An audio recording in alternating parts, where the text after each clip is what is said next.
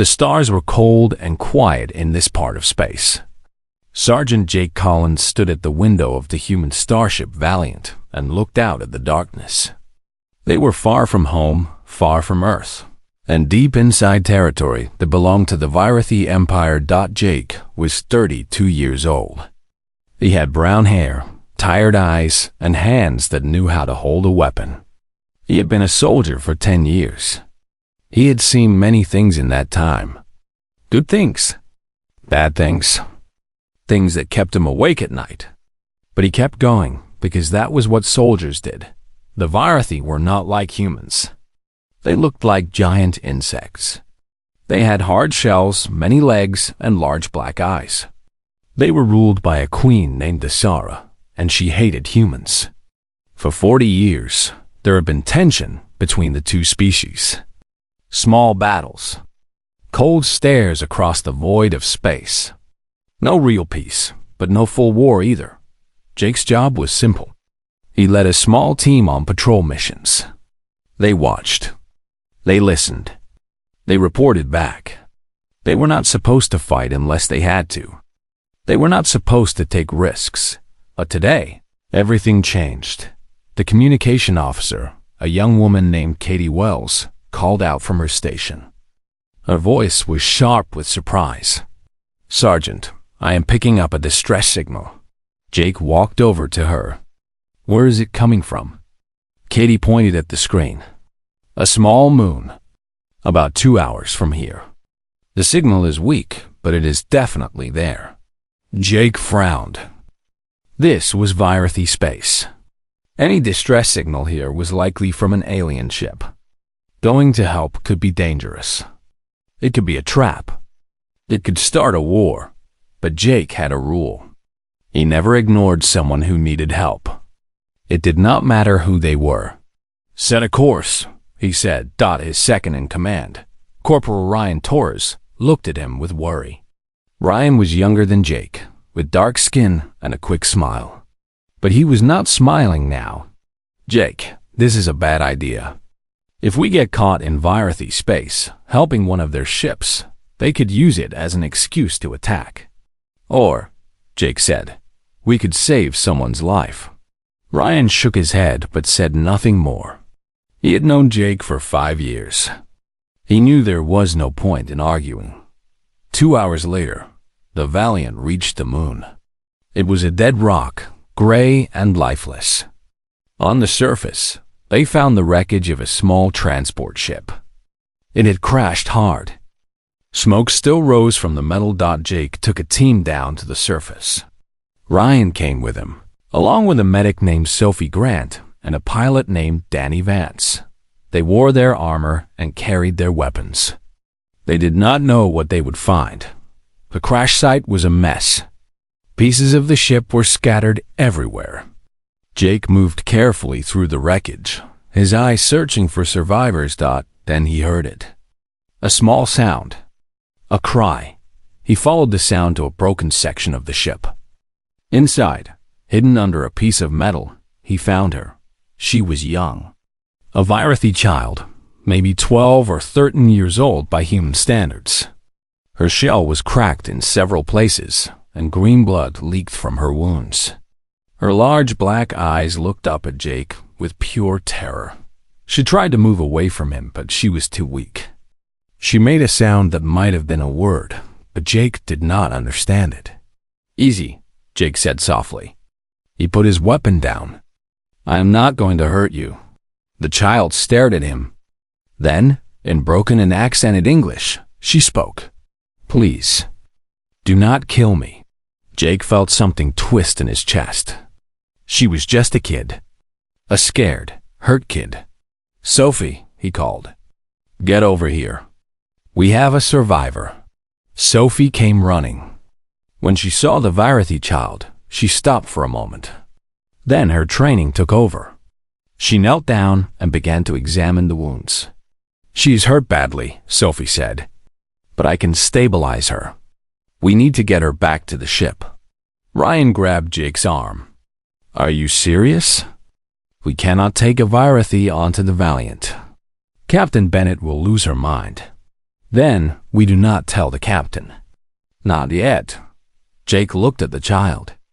She was watching them with those big dark eyes. She is a child, Ryan. Look at her. She is terrified. She is the enemy. She is a kid. Ryan opened his mouth to argue, but something in Jake's eyes made him stop. He let out a long breath. Fine, but when this goes wrong, I am going to say I told you so. They carried the child back to their shuttle and flew her up to the Valiant. Jake had her taken to a small storage room in the back of the ship, away from the main areas. Sophie stayed with her, treating her wounds and giving her water. Jake sat with the child while Sophie worked. After a while, the young Varithi calmed down enough to speak. I am Kira, she said.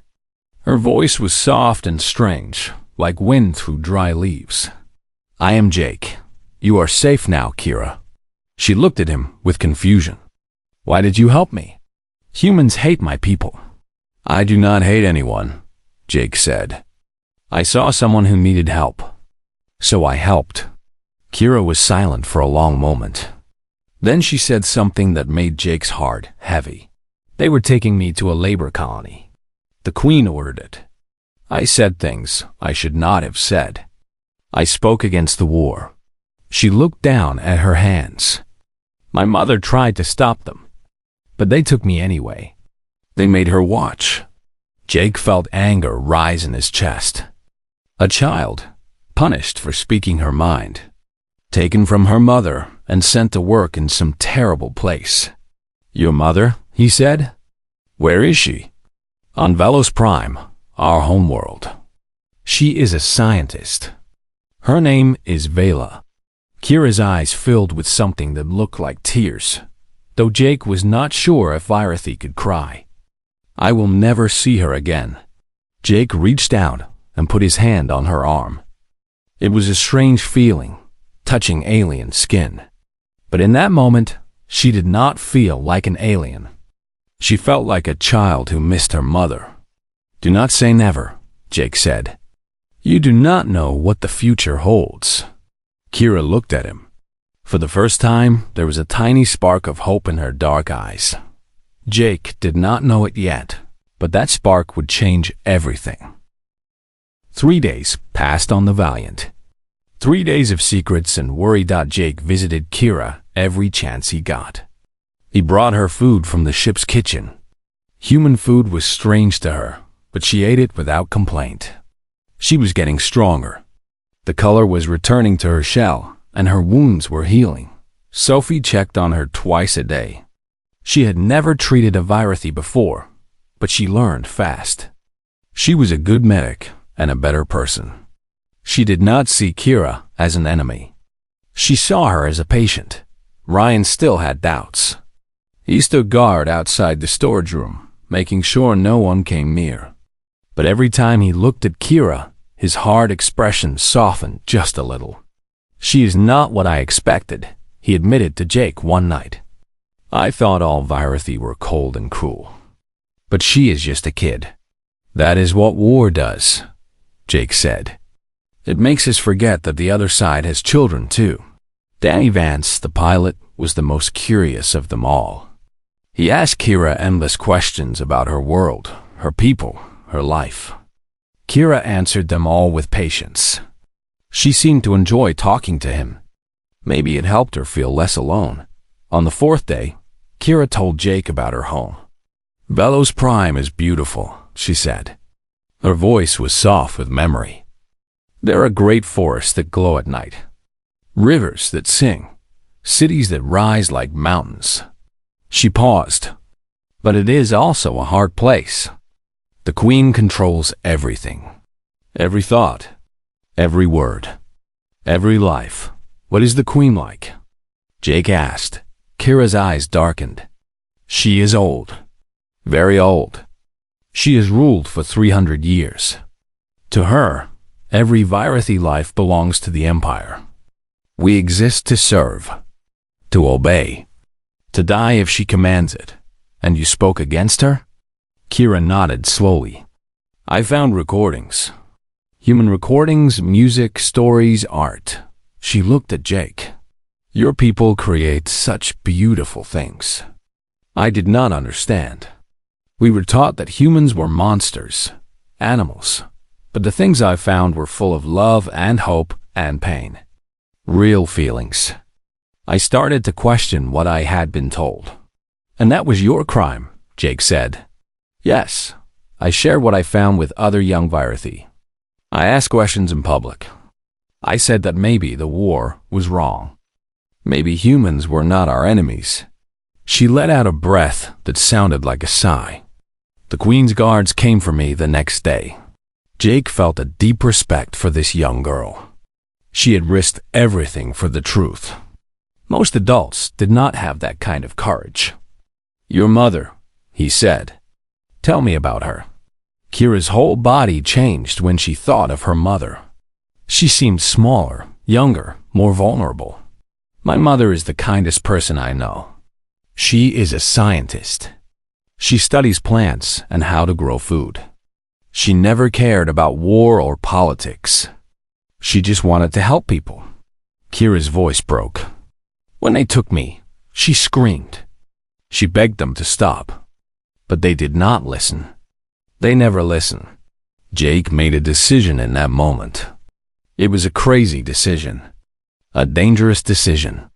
But he made it anyway. I am going to take you back to her, he said. Kira stared at him. What? I am going to take you back to Velos Prime. I am going to find your mother and bring you to her. That is impossible. Velos Prime is in the heart of Virathi space. You would never survive. Maybe not, Jake said. But I am going to try. Before Kira could respond, the door to the storage room opened. Captain Laura Bennett stood in the doorway. Her face was like stone. She was a tall woman with gray hair and sharp blue eyes. She had commanded the Valiant for 15 years. She was fair but strict. She did not tolerate disobedience. Sergeant Collins, she said. Her voice was cold. Would you like to explain why there is a Virathi child on my ship? Jake stood up and faced her. Ma'am, I found her in a crashed transport. She was dying. I could not leave her. You could not leave her. Bennett repeated the words slowly. You do understand that we are in enemy territory? That harboring an alien could be seen as an act of war? Yes, ma'am. I understand. And you did it anyway. Yes, ma'am. Bennett looked at Kira. The young Virathi shrank back, fear in her eyes. Bennett studied her for a long moment. Then she looked back at Jake. In my office. Now. Jake followed her through the ship. The crew watched them pass. They could feel the tension in the air. When they reached Bennett's office, she closed the door and turned to face him. Do you have any idea what you have done? She asked. I saved a life. You may have started a war. Jake shook his head. She is a child, Captain. A child who was being sent to a labor camp because she asked questions. Her only crime was believing that humans might not be evil. How can I turn my back on that? Bennett was quiet for a moment. Then she sat down behind her desk and rubbed her eyes. I have known you for 6 years, Jake. You are one of the best soldiers I have ever served with. But you are also the most stubborn. She looked up at him. What do you want to do? I want to take her home. To her mother. To Velos Prime, the Virathi homeworld. The most heavily guarded planet in their empire. Yes, Bennett laughed, but there was no humor in it. You are insane. Maybe, but I cannot live with myself if I do not try. Bennett leaned back in her chair. She was silent for a long time. Jake waited. He knew she was thinking. He knew she was weighing the risks against the rewards. Finally, she spoke. If you do this, you will be on your own. I cannot send the Valiant into Virathi space. It would be suicide. I know. I will take a small team. Volunteers only. And if you get caught, then I get caught. But I will not mention the Valiant or anyone on it. I will take full responsibility. Bennett stood up and walked to the window. She looked out at the stars. You know, she said quietly, when I was young, I believed that war was simple. US against them. Good against evil. But the older I get, the more I realize that it is never that simple. She turned to face him. That girl in the storage room is proof of that. Does that mean you will let me go? Bennett nodded slowly. God help me, yes. But Jake, if this goes wrong, I will not be able to protect you. You will face a court-martial. Maybe prison. Maybe worse. Jake smiled. I have faced worse.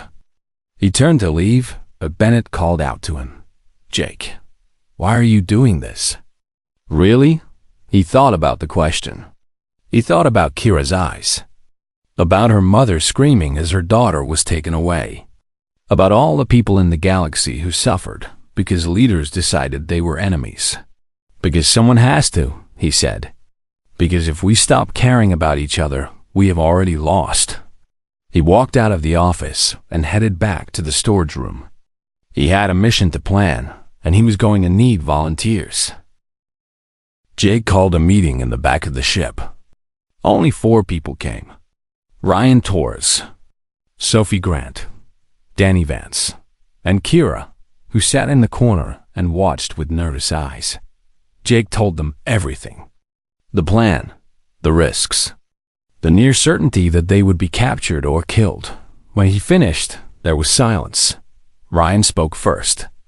You want us to fly into the heart of Virathi space. Land on their homeworld, find one person among billions, and then somehow escape without getting caught. Yes, Jake said. That is the worst plan I have ever heard. I know. Ryan looked at Kira. She looked back at him with those big, dark eyes. Then he sighed and shook his head.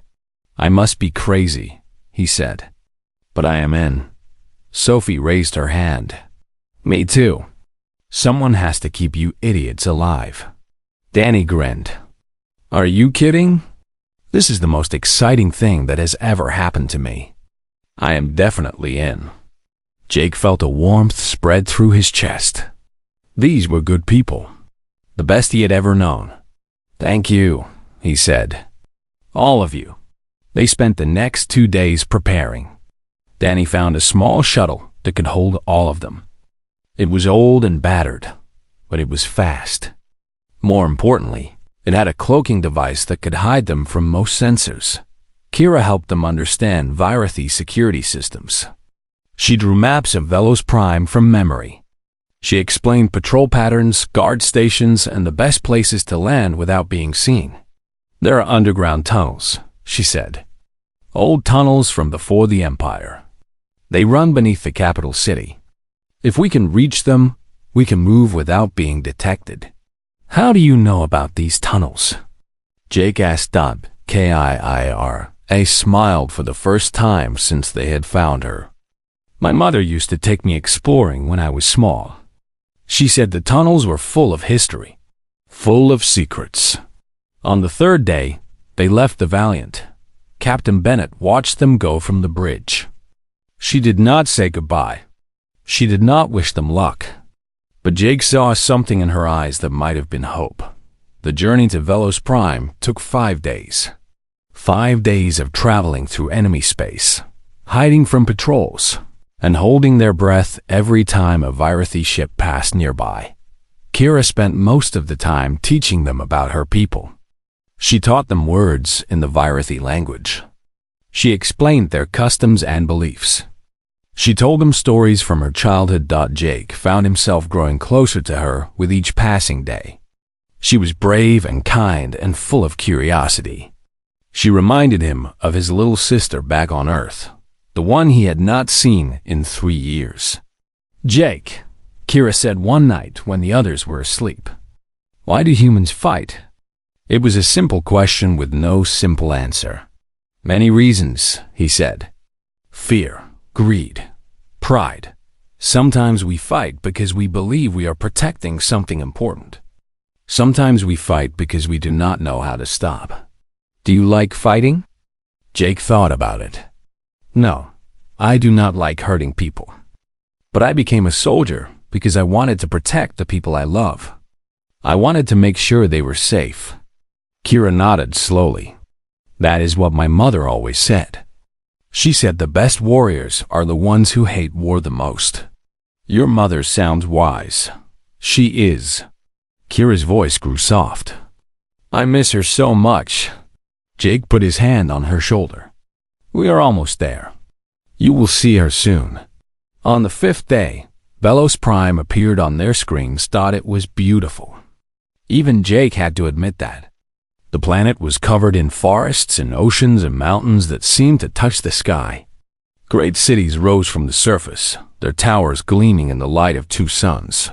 But it was also dangerous. Ships filled the space around the planet. Weapons platforms floated in orbit. Sensors scanned everything that moved. How are we going to get through that? Ryan asked. Danny cracked his knuckles. Leave that to me. He flew the shuttle like it was part of his body. He dodged patrols and slipped through gaps in the sensor grid. He used asteroids for cover and timed their approach with the rotation of the weapons platforms.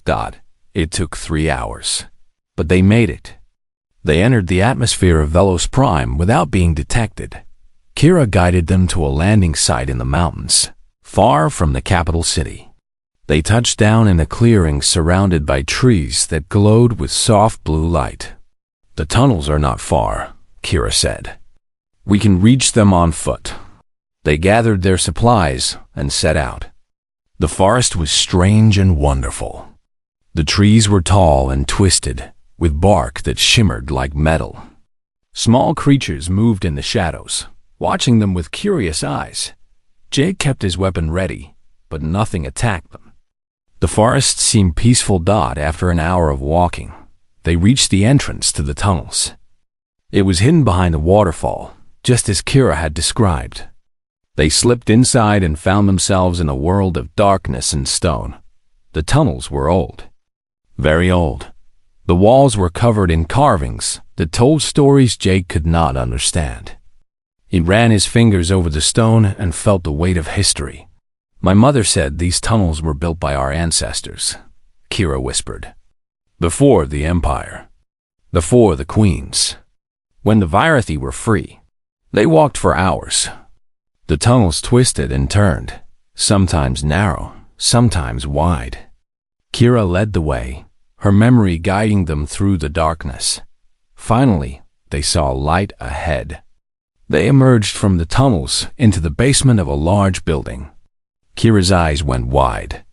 This is the research facility, she said. This is where my mother works. They moved quietly through the building. It was late at night, and most of the workers had gone home. Only a few Virathi remained, bent over their screens and experiments. Kira led them up several floors until they reached a door with strange symbols on it. This is her laboratory, Kira said. Her voice was shaking. She should be inside. Jake nodded. Ryan, Sophie, Danny, stay here and watch the hall. Kira, come with me. He opened the door. The laboratory was full of plants.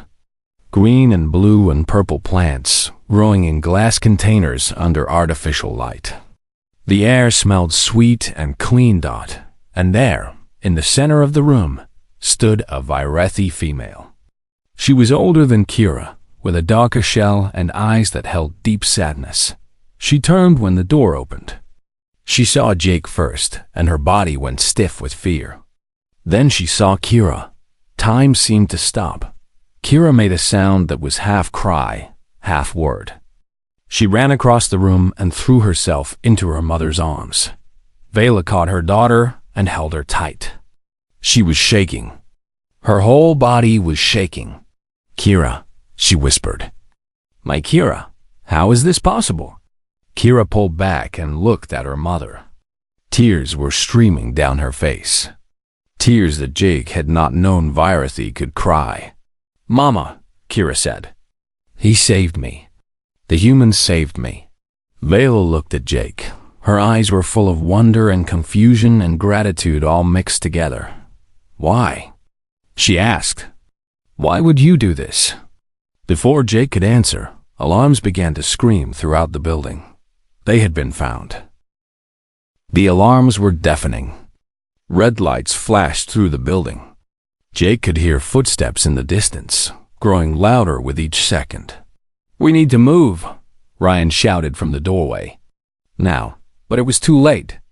Before they could react, the doors at the end of the hallway burst open. Virathi guards poured in, their weapons raised and ready.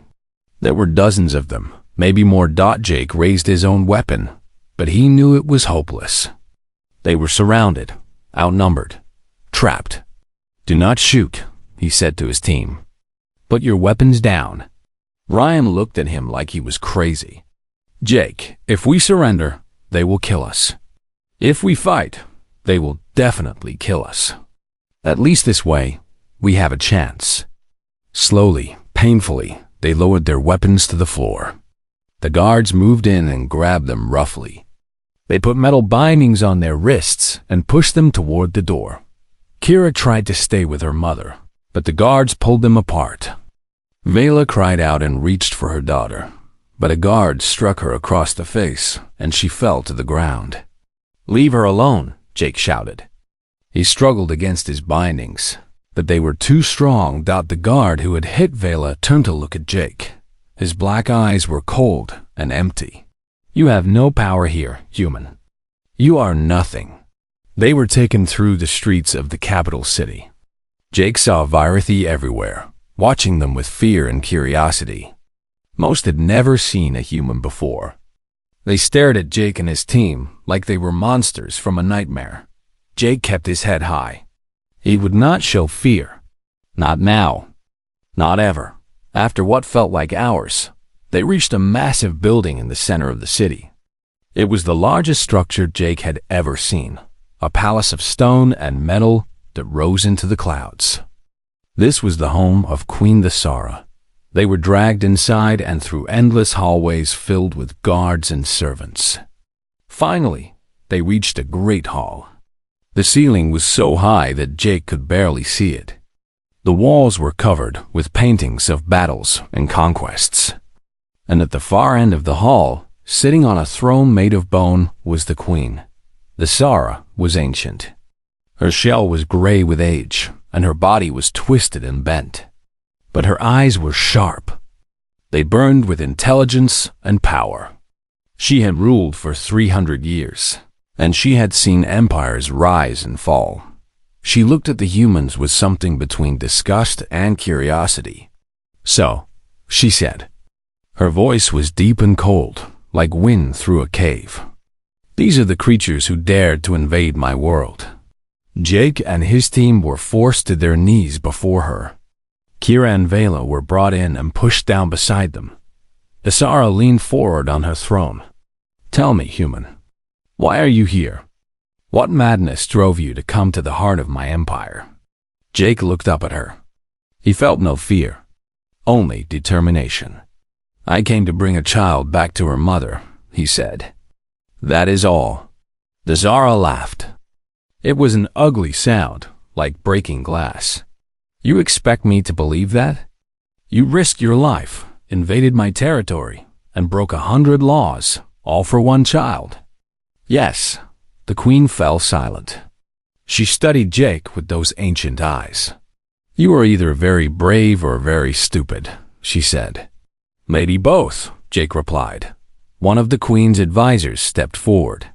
He was a thin Virathi with a scar across his face and cruelty in his eyes. "Your Majesty," he said, "these humans have committed acts of war. They must be executed. It is the only way to send a message to their kind." Other advisors nodded in agreement. The guards tightened their grip on their weapons, but Jake spoke before the queen could respond. "May I say something?" The advisor hissed at him. "You have no right to speak in the presence of the queen." But the Tsar raised a hand. "Let him speak. I want to hear what he has to say." Jake took a deep breath. He thought about Kira, about Vela, about all the years of hatred and war between their species. And he spoke from his heart. "Where I come from," he said, We have a belief. We believe that every life has value. Every single one. It does not matter if that life is human or Varathi or something else entirely. If someone is hurting, we help them. If someone is lost, we find them. If a child is taken from her mother, we bring her back. He looked directly at the Queen. I found Kira in the wreckage of a transport ship. She was dying. She was afraid. And she was guilty of nothing except asking questions. She wanted to know if humans were really the monsters she had been taught to fear. She wanted to understand. The Sara said nothing. She only watched. Jake continued. I could have left her there to die. It would have been easier, safer, but I did not. Because that is not who I am. That is not who we are. He gestured to his team, still kneeling beside him. These people volunteered to come with me. They knew they might die. They knew they might never see their homes again. But they came anyway, because they believed it was right. The hall was silent. Even the guards seemed frozen. Then Kira stood up. The guards moved to stop her, but she spoke before they could. Your Majesty, she said. Her voice was trembling, but strong. I have seen what humans are. Not from stories or propaganda, but with my own eyes. They found me broken and bleeding, and they healed me. They fed me. They listened to me. They treated me not as an enemy, but as a person. She pointed at Jake. This man risked everything to bring me home. He did not ask for reward. He did not demand anything in return. He did it because he believed it was right. Tears were falling down her face now. If this is what humans are, then everything we have been told is a lie. The war is built on lies. And if we kill these people, we will be proving them right. We will be proving that we are exactly the monsters they were told to fear. Vela stepped forward and put her arm around her daughter. She looked at the Queen with steady eyes. Your Majesty, I have served the Empire my whole life.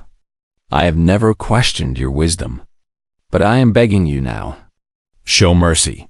Show the galaxy that we are more than conquerors. More than killers. The hall was silent. Queen Nasara sat very still on her throne. Her ancient eyes moved from Kira to Jake to Vela. She seemed to be thinking, weighing, considering. The advisor with the scar spoke again. Your Majesty, this is foolishness. We cannot let these humans live. It will make us look weak. The Zara turned her gaze on him. Silence. The advisor stepped back, fear in his eyes. The Queen rose from her throne. It was a slow, painful movement. She walked down the steps until she stood before Jake. She was taller than him, even bent with age.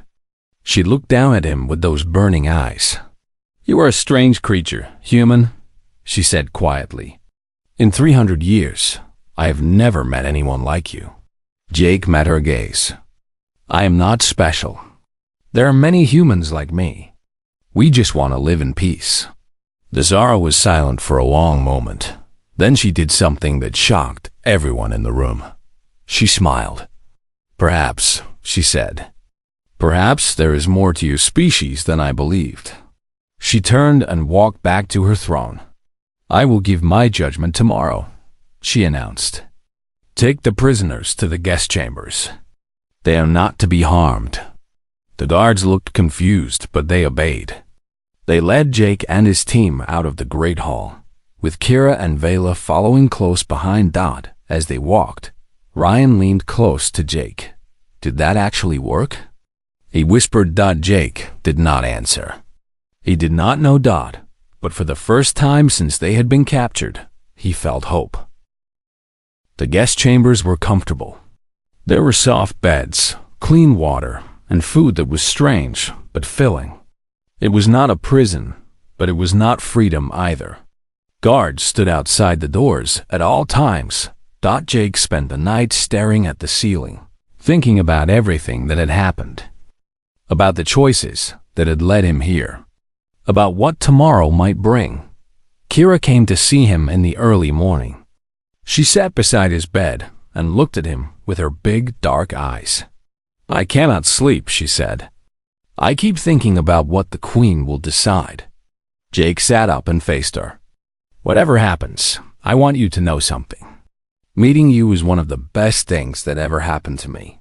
You showed me that we are not so different, your people and mine.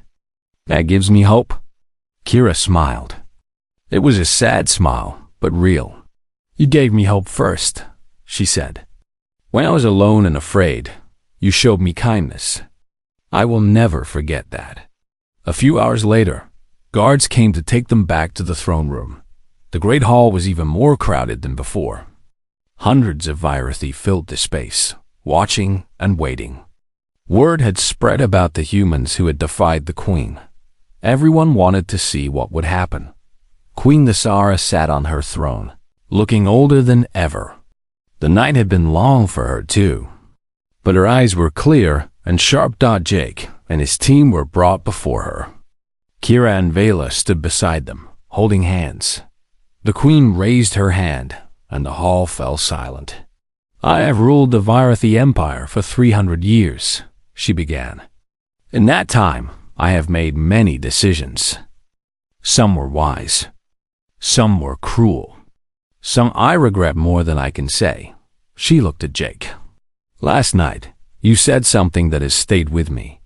You said that every life has value. You said that if someone is hurting, you help them. If a child is taken from her mother, you bring her back." She paused. "For 300 years, I have taught my people that humans are monsters. I have used fear of your kind to unite my empire. I have built my power on hatred." The hall was so quiet that Jake could hear his own heartbeat. "But now I wonder," the Queen continued, "if humans are truly monsters, why did you come here? Why did you risk everything for a child who was not even your own kind? Why did your friends follow you into certain death?" She looked at Kira. "And why did this young girl, who had every reason to hate you, defend you with tears in her eyes?" No one answered. No one needed to. Thesara stood up from her throne. She walked slowly down the steps until she stood before Jake once more. "You have shown me something, human. You have shown me that perhaps I was wrong. Perhaps the war between our peoples is built on nothing but old lies and older fears." She reached out and placed her hand on Jake's shoulder. Her touch was light, almost gentle. "I am not ready to end the war. Not yet. There are too many wounds, too much history. But I can take a first step." She turned to face the crowd. "I hereby release these humans. They are free to return to their people, unharmed. I also grant exile to Vela and her daughter Kira. They may go with the humans if they choose." A murmur ran through the crowd. The advisor with the scar stepped forward, his face twisted with anger. "Your Majesty, this is madness. You cannot simply let them go. The people will think you are weak." Thesara turned on him with fire in her eyes. "I have ruled this empire for 3 centuries. I have crushed rebellions and conquered worlds. No one questions my strength." Her voice dropped to a whisper that carried through the silent hall. "But strength without wisdom is just brutality. And I am tired of being brutal." She looked back at Jake. "Go home, human. Tell your people what happened here. Tell them that Queen Thesara of the Virathi Empire showed mercy. And tell them that if they want peace, they know where to find me." Jake did not know what to say. He had expected death. He had prepared himself for the worst. But this was beyond anything he had imagined. "Thank you," he said finally. "I will tell them. I promise." Thesara nodded. Then she leaned close and whispered something that only Jake could hear. "You did something today that no army ever could. You made me doubt. Do not waste that gift." She turned and walked back to her throne. The guards escorted Jake and his team out of the palace.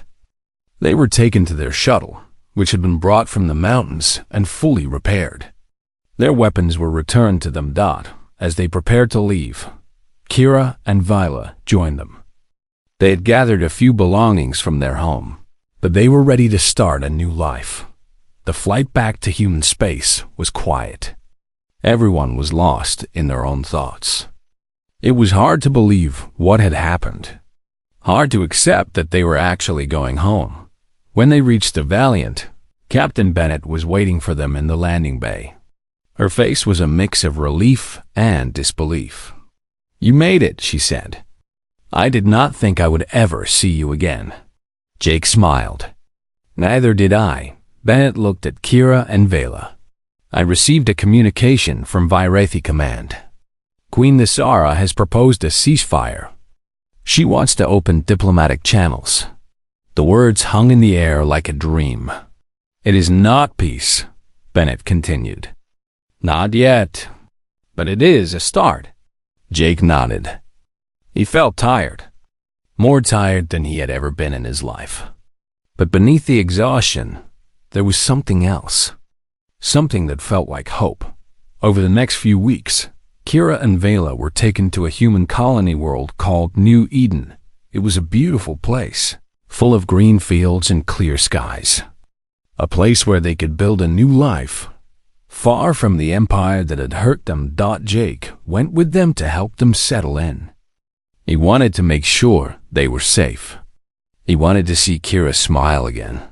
On their first day in their new home, Kira stood on the porch of their small house and looked up at the sky. 2 suns were setting, painting the clouds in shades of orange and pink. Vela came out and stood beside her. She put her arm around her daughter and held her close. "How do you feel?" she asked. Kira thought about it. She thought about everything she had lost. Her home, her people, the life she had known. But she also thought about everything she had gained. Freedom, safety, a future.